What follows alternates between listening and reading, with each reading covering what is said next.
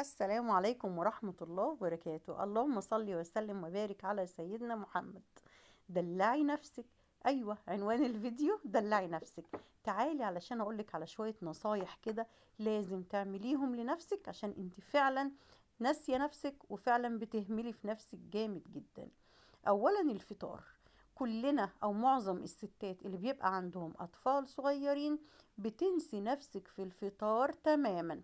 يا إما بتعملي الأكل وتاكلي وانتي واقفة في المطبخ، يا إما تعملي الأكل للولاد وبعد كده إيه اللي يتبقى أبقى أكله.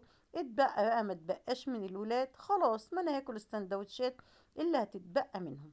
عايزه اقولك ان وقت الصبح ده مهم جدا جدا جدا لنفسيتك، انك تصحي وتعملي حاجتك بمزاج وبروقان. ده هيأثر على مودك طول اليوم. فرق كبير جدا لما تقومي وتعملي لنفسك حاجة مخصوصة وبمزاج. حتى لو هتصحي يا ستي قبل الولاد بشوية، اصحي قبل الولاد بشوية واقعدي مع نفسك نص ساعة، ساعة الا ربع، اقعدي لوحدك. اعملي فطارك، اعملي الشاي بتاعك، افطري براحتك بمزاج. يا اما بعد ما تفطري الولاد وتمام التمام، سيبي لهم العابهم يلعبوها او ينشغلوا في اي حاجة، وادخلي المطبخ ليكي لنفسك انتي. اعملي فطارك اللي انتي بتحبيه. لازم يبقى عندك المج بتاعك المخصوص ليكي. على فكرة بتفرق جدا جدا جدا. مش اي كوباية اشرب فيها وخلاص، لا، لازم يبقى ليكي فعلا المج بتاعك، يبقى ليكي مج او اتنين موجودين في البيت، دول ليكي انتي، لمزاجك انتي، واي حاجة تشربي فيها انتي. مفيش حد في البيت يشرب فيه غيرك انتي وبس، ويبقوا كلهم عارفين ده مج ماما. انتي هتحسي بسعادة اصلا. والله دي حاجات بسيطة بس بتفرق في نفسيتنا جدا جدا يا جماعة. بتفرق قوي قوي. نقي المج اللي يعجبك، اللي على مزاجك. مج كده عليه رسمة بتحبيها، مج فيه الوان جميلة انتي تكوني بتحبيها اصلا. واعتزي بحاجتك ودلعي نفسك. قومي اعملي لنفسك المشروب اللي بتحبيه. يعني انا بحب الشاي بلبن مع الفطار الصبح، اعملي شاي بلبن. عايزه النسكافيه، اعملي النسكافيه مع الفطار بتاعك الصبح وبروقان وبهدوء. تعملي الحاجه. الفتره بتاعت الصبح دي لو عدت عليكي بمزاج وبروقان، هتحسي دايما ان اليوم كله جميل. لكن صاحية جري ورا الولاد وجري من المطبخ وجري بتعملي ايه؟ ما ينفعش يا جماعة. لازم فترة الصبح دي اخد لنفسي مش اقل من نص ساعة لساعة الا ربع لنفسي انا. لنفسي انا اعمل فطاري على مزاجي وافطره على مزاجي. عادي اعملي مع الولاد بس تعملي لنفسك.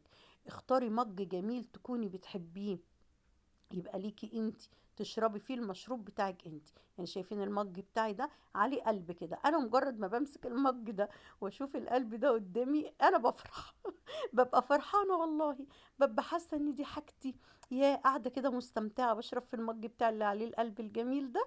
يا سلام، دي متعه ايه دي. واحس ان انا كده فعلا متعت نفسي على الاخر يعني. مع انها حاجات بسيطه، بس ما تتخيلوش ان انت لما تصحي كده وتعملي فطارك وتعملي المشروب بتاعك وتشربي بروقان، ده هيفرق في نفسيتك جدا جدا بقية اليوم. اهتمي بأكلك مش أي حاجة وبس. يعني دلوقتي أنا عملت بيض وجبنة، وهجيب دلوقتي قدامكم خيار وفلفل، أقصد وزيتون. يعني بلاش تهملي في أكلك، وخصوصا وجبة الفطار الصبح. يعني مع ان هي كمان لما بتفطري لوحدك كده وبتقعدي تاخدوا مود كده جميل لوحدك وتتفرجي على حاجة، بيغير في المود بتاعك. وكمان لازم تكوني بتاكلي حاجة صحية. حاولي على قد ما تقدري تكون حاجة صحية. يعني هي البيضة دي لازم كل يوم يا جماعة. يعني حاولي على قد ما تقدري فطارك يبقى فيها في بيضة زي الأطفال بالظبط. زي ما احنا بنهتم بولادنا وبالغذاء بتاع ولادنا، احنا كمان نهتم بالغذاء بتاعنا. مش مثلا كيكة وشاي وخلاص ولا حاجة كده وخلاص، لا. البيضة المسلوقة أو المقلية دي مهمة جدا جدا على فترة الصبح. تمام. هنعمل ايه تاني؟ هتاكلي بقى حاجة خضار معاها، خيار، فلفل، فلفل ألوان لو مفيش خلاص فلفل أخضر، خس، اللي هو الكابوتشا او الخس العادي، جرجير، يا سلام بقى على الجرجير وجماله. يا سلام لو هتعملي شوية فول، طبق فول ممتاز جدا جدا الصبح برضو. فلازم الاكل بتاعك يبقى بيشتمل على حاجات غذائية صحية كويسة. انا بعمل الشاي بلبن اهو، انا بحب الشاي بلبن الصبح جدا، ماليش في النسكافيه قوي. ممكن اخد كابتشينو بس يعني اوقات واوقات. لكن الشاي بلبن الصبح ده انا عارفه ان في ناس كتيره جدا جدا مدمنه الشاي بلبن ده. حد هيدلعك؟ محدش هيدلعك. حد هيهتم بيكي؟ محدش بيهتم بيكي. ولا حد اصلا هيفكر فيك انت فطرتي ولا ما فطرتيش، كلتي ولا ما كلتيش، عملتي الحاجه اللي بتحبيها ولا ما عملتيش. كله عايز ياخد منك بس مفيش حد بيديكي. فانت اللي لازم تدي نفسك، وانت اللي لازم تمتعي نفسك، وانت اللي لازم تدلعي نفسك. انا هسخن العيش اهو دلوقتي في الميكرويف علشان اعمل السندوتشين بتوعي الجمال، واطلع اكل بقى قدام التلفزيون بمزاج. مش تعملي بقى السندوتشات وتفضلي واقفه في المطبخ تاكليهم وانت واقفه كده وبس، كل تفكيرك انا هعمل غدا ايه واجري بسرعه عشان الغدا والكلام ده. لا طبعا، اوعي تعملي كده ابدا ابدا ابدا. انت لازم تتصرفي، تقولي لي بقى عيالي، ما تقولي مش عيالي، تقولي لي انا موظفه. ما فيهاش حل. موظفه اصحي بدري على الميعاد اللي انت بتصحي فيه كل يوم عشان تلحقي تفطري الصبح او تاخدي المشروب بتاعك. في ناس ما بتعرفش تصحى الصبح تاكل، يعني ايام الشغل فعلا لو الواحد بينزل الصبح بيبقى صعب، ممكن ياخد سندوتشات معاه بس اصحي اعملي المشروب. بس انا مش شايله هم الموظفه. الموظفه بتروح وبتفك مع اصحابها وبتتكلم وبتعمل. انا اكتر لست البيت، يعني بكلم دلوقتي اكتر ست البيت، ربة المنزل اللي هي قاعده لا بتروح ولا بتيجي. ممكن يعدي عليها الاسبوع والاتنين ما تخرجش من البيت اساسا الا اذا راحت تجيب طلبات البيت. فانتي صاحيه يبقى عارفه ان ولادك بيصحوا الساعه كذا، اصحى انا بدري عنهم شويه. يا اما صحيوا قبلي افطرهم واخلص لهم اكلهم، وبعد كده ابدا انا اعمل لنفسي فطاري واقعد بمنتهى الهدوء. هتقولي لي هم بيسيبوني اعمل حاجه، ولا بيسيبوني اكل حاجه بمتعه، ولا اعمل حاجه بمتعه. انت ما تعودهمش على كده. لازم تعوديهم ان هم يسيبوكي. لازم تعوديهم ان في وقت ليكي انت. انا مش عايزه حد يتكلم معايا، انا عايزه اقعد كده بمزاج لوحدي، عايزه استمتع كده لوحدي. القعده لوحدك والاستمتاع دي حاجه مهمه جدا يا جماعه، بتفرق والله في نفسيتنا كتير جدا جدا جدا. يعني كمان الشوية اللي احنا عايزين نقعدهم مع نفسنا مش هنعرف نقعدهم؟ لا طبعا. الخروج بقى صعب، وخصوصا لما بيبقى معاكي اطفال صغيرين بيبقى الخروج صعب. شايفين بقى الطبق الجميل ده، شوية خيار كده حلوين وشوية زيتون يفتحوا النفس مع السندوتشات ومع الشاي بلبن. شايفين ده كده فطار زي العسل. هاكله بقى وانا واقفة على الرخامة بتاع المطبخ؟ لا طبعا. انا هطلع دلوقتي اكله قدام التلفزيون، وهفطر قدام التلفزيون، وهروق دماغي من كل حاجة.